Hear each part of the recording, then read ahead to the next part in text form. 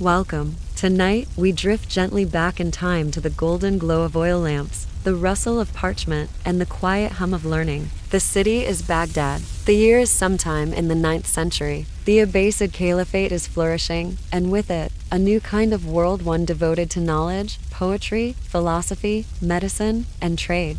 The House of Wisdom stands not far from where the Tigris bends, drawing scholars from far and wide. But our journey will not take us into the courts of caliphs or among famed astronomers, at least not at first. We begin in the modest workspace of a book copyist, a person who spends their life hunched over pages, preserving the words of others with quiet discipline. From there, we'll follow the flow of ideas through lives, monuments, and classes, an unseen river of intellect and faith. So take a deep breath. Let the noise of modern life fall away. Tonight, we walk slowly through the streets of Abbasid Baghdad, listening closely to the stories between the lines.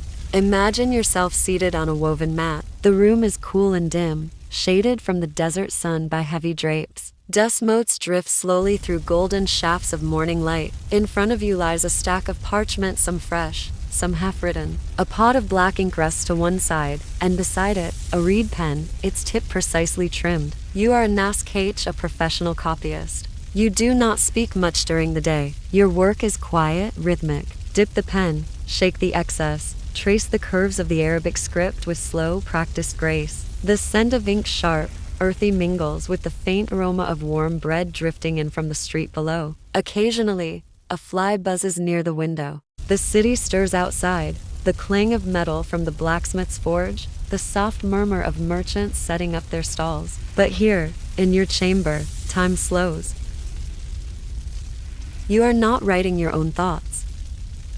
You are preserving the wisdom of ancient Greeks, the precision of Persian astronomers, the poetry of Arab mystics. Sometimes the texts are medical treatises, sometimes translations of Aristotle, sometimes local poems commissioned by a wealthy patron. Each stroke must be exact. One mistake, and a whole page might need to be redone. Your posture is rigid, and your hands ache by midday, but there is dignity in your craft.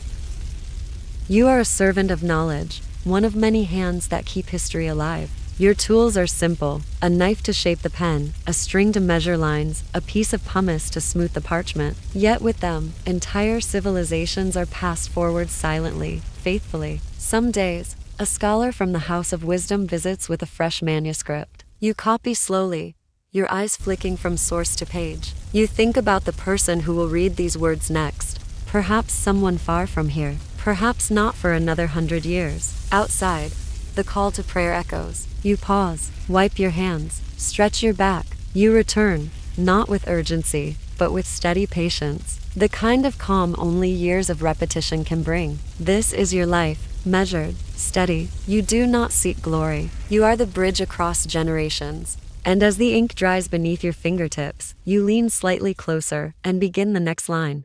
Now, let us shift slightly from the quiet corner of a copyist's room to a more well-lit chamber, filled with scrolls, instruments, and the low hum of thoughtful voices. Imagine yourself standing beside Hunayn ibn Ishaq, a man whose hands once held the knowledge of empires. Born in the city of El-Hira and later settling in Baghdad, Hunayn would become one of the most influential translators and physicians of the Abbasid Golden Age. He was no mere scribe. He was a seeker, a synthesizer, a patient craftsman of language and meaning. Educated in Greek, Syriac, and Arabic, Hunayn began translating medical texts from the ancient world, not just word for word, but idea by idea. He believed that a good translation was not a mirror, but a bridge. His style was deliberate, poetic, and thoughtful. Walk with him now through the Beit al-Hikmah, the House of Wisdom. This library, academy, and research center was more than a building. It was a sanctuary for learning. Scrolls lined the walls. Voices murmured in a dozen languages. Scholars leaned over diagrams, maps, and treatises. Hunayn often worked in a corner bathed in afternoon light.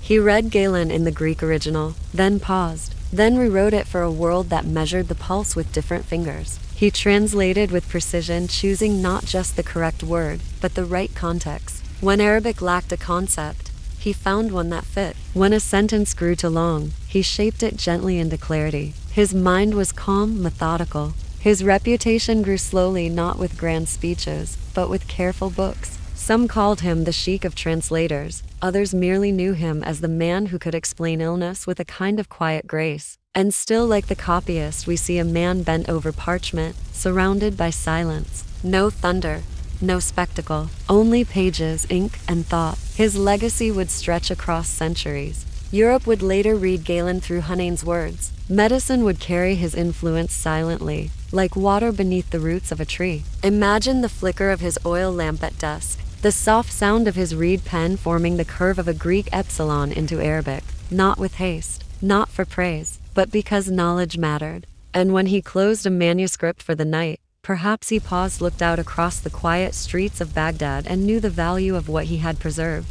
Now let us drift farther, not just across space, but down into time. Beneath the flowing Tigris River and the shifting sands of centuries lie stories that no longer speak, shelves that no longer stand. But once, they held the greatest libraries the world had ever seen. Imagine yourself in a grand structure, its outer walls wrapped in geometric carvings, its air cool and scented with cedar and ink. This is not just the House of Wisdom, but one of many repositories that once breathed knowledge into the soul of Abbasid Baghdad. Scribes walk silently among stacks of scrolls. Translators whisper in the corners, debating Aristotle or plotting the stars on papyrus. Mathematicians test ideas with wax tablets. Books from Persia, India, Greece, Byzantium, all gathered under one roof. You pause by a shelf, its contents labeled in both Arabic and Syriac. Your fingers graze the binding of a treatise on astronomy, beside a text on logic, beside poetry sung in the courts of long-gone caliphs. But the knowledge here is not loud. It is not triumphant. It is quiet, deliberate, waiting for eyes to read, minds to awaken, hands to preserve.